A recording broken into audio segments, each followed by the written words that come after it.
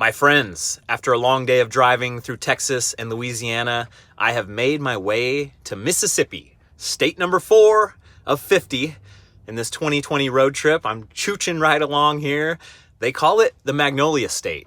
I used Google Maps to find a pretty high-rated local spot to give me a little local delicacy. I had a fried catfish po' boy, and it was really quite good. It didn't taste too fishy, a little bits here and there, but it had some kind of sauce to Romola, some kind of French sauce. I'll put it on the screen. It was really, really good, getting things started correctly. It's a little cold in the van. It is actually winter here in Mississippi. The other places I went, it was kind of sort of winter. This is winter. I think it's about 32 degrees Fahrenheit outside right now. I'm gonna head over to Mount Zion and check out this trail. It's supposed to be the best trail in Mississippi. We shall see. But first, I'm very interested to see what the Whoop is telling me today. Every morning I wake up, I check my sleep, I check my recovery, just to have an idea. I don't let it rule my life, but I like to have an idea every morning where I'm at. So even though I got 98% of my required sleep, I'm still at 53% recovery, and I actually feel like this is accurate. I actually feel a little off. Not sick, just tired and off. I think it's very interesting that the Whoop strap can give you these insights when you're feeling a little off. You can't really put your finger on it. It's not like we really learned what's going on, but it kind of backs up the thought like, I just don't feel right today. So I will just keep throwing sleep at the problem and water. I like to drink as much water as I possibly can. That kind of flushes you out. The solution to pollution is dilution. So if you're interested in taking control of your fitness, seeing these stats and kind of trying to figure out what your body's doing, head over to whoop.com, use code BKXC, and you will save 15% off your subscription.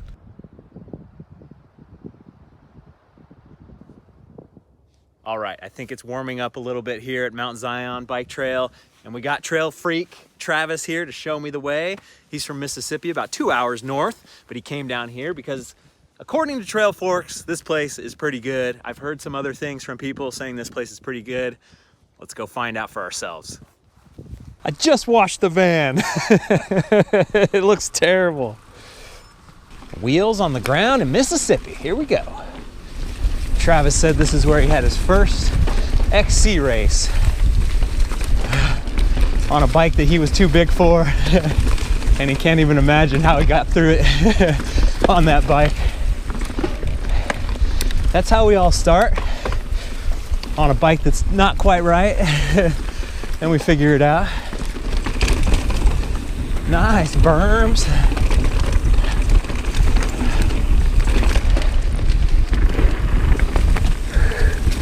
Ooh.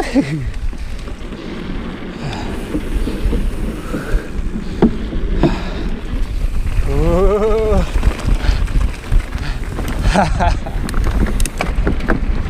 That was pretty cool. Well, my fingers are tingling and my toes are a little cold, but otherwise this is really nice. Face feels okay.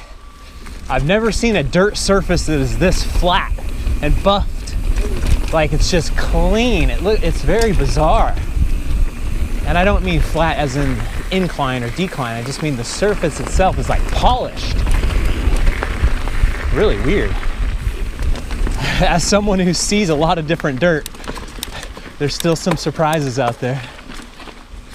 So Travis was telling me that back in his neck of the woods in Clarko State Park, him and his buddies have got permission to build some single track mountain bike trails. And they're hoping to get the ski jump. They're hoping to get 5 miles of single track done before the end of the year. It's awesome to know that people are getting involved and this mountain bike thing just keeps growing, and we need people to get involved and to build and to volunteer their time to make it happen. Knothead.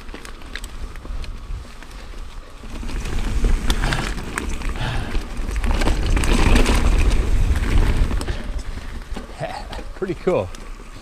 Oh, another one. A little jump at the end, nice. Momentum gets killed so hard. That'd be really interesting to see who the fastest person on that thing is. Just a pedaling freak.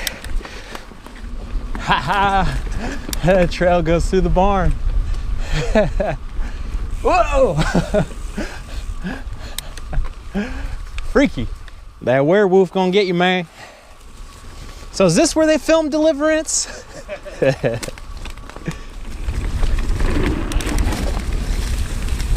Talladega. I like when everything has a name, like the wall ride was Talladega, so you can always say, oh yeah, over at Talladega. When Joe hurt himself on Talladega, instead of that wall ride, or the one wall ride by the road. My hands are warm again. Yeah.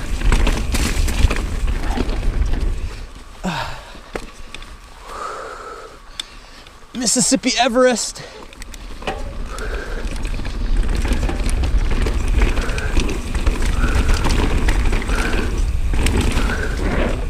A little bit like Florida, kind of, sort of.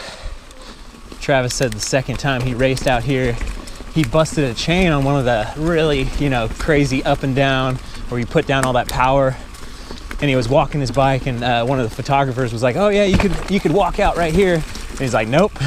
And he walked the whole course and finished, and he still finished better than he did the first year. So that is super cool. The BKXC name, it came from cross country because I just wanted a nice short 4-letter name for the channel.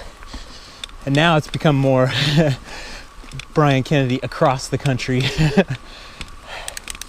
Because back when I started mountain biking, all the cross country races that were in like Lake Tahoe or around Northern California were all big, burly rides like Downeyville. It wasn't like the idea of XC now, where it's, even though XC is getting a lot more rough and tumble and hard, but it still has that thought of spandex. But I still like the name. It has something to it. It has a real catchy thing, 4 letters. I'm happy with it. Oh man, that was slipping. Okay, now we're going into Ewok. Whoa.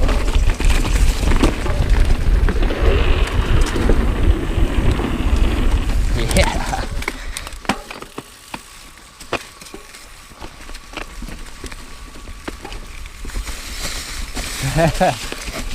The plunge.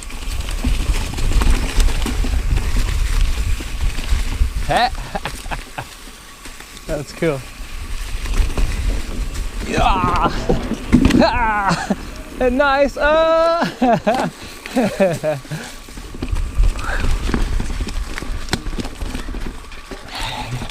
Oh, Mississippi madness.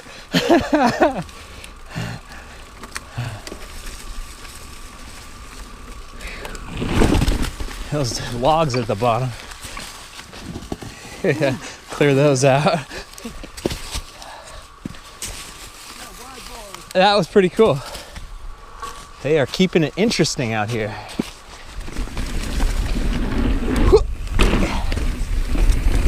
Yeah. Oh man, that was a good one. I had to bail out early too.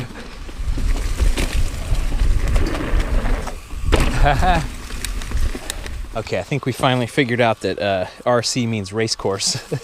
And by we, I mean Travis. The old clothesline. Yeah, it's kind of creaky around. They used to be blue jeans. Yeah, white jeans now. Gotta finish up on this little wall ride. Yeah. Good stuff. Awesome. Thanks, man. That was a fun time on the bike. I think this would make the perfect XC race course because there's just enough weird stuff to catch you out. The ups and downs. It's like a 10 mile. I think we did 8.8 mile loop. Do 3 of those loops. That would prove who the best rider is for sure.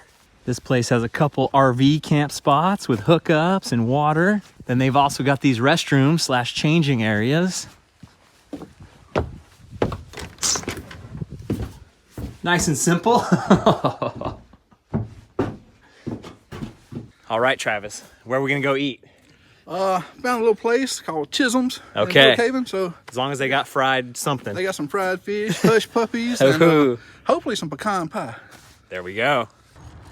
So we headed over to Chisholm's Diner after the ride, and that was a fantastic meal. I got the shrimp po' boy, just a ton of shrimp, good bread, good sauce. And then I got the hush puppies. And I've always heard about hush puppies. I never knew what they actually were. It's just cornmeal, fried. A lot of good fried food here. And then I got guilted in. I had to get the sweet tea as well. So I got a sweet tea for the road. A lot of sugar in that thing. A lot of sugar. I got chatting with some of the folks at the diner. It was really cool. I saw a guy with the 49ers ribbon around his hat. So I said, hey, 49ers fan? And we got talking about that. And it was just a really cool, real deal Southern hospitality. You just got to put yourself out there a little bit, make a little conversation, and then they'll take it the rest of the way. I'm on my way out of Mississippi, but I ran across my first piece of Civil War history. We've got the Widow Blakely here. That's a big old cannon that was the only big cannon that the Confederate Army had to defend against the Union soldiers. Got to read about the Siege of Vicksburg. This is Vicksburg right here on the Mississippi River. Vicksburg was the last Confederate stronghold on the Mississippi River, and this river is the lifeblood of the United States. Being able to move troops and people and supplies up and down was so vital to the Union Army. Seeing a cannon that is more than 150 years old that was used in battles and fights is amazing, and actually being here, it's sobering, it's interesting. I want to learn more. As I travel the US, hopefully I'll be able to hit little pieces of historical interest and bring a little tidbit of information for you guys, and then you could hop off and read Wikipedia or find a History Channel thing or visit it yourself. Okay, even though I already went on a ride, finding a outdoor gym like this at a park is awesome. So I think I'm gonna crank out a few pull-ups before I hit the road and I'm on to my next destination. Thanks for watching, you guys. I'll see you on the trail.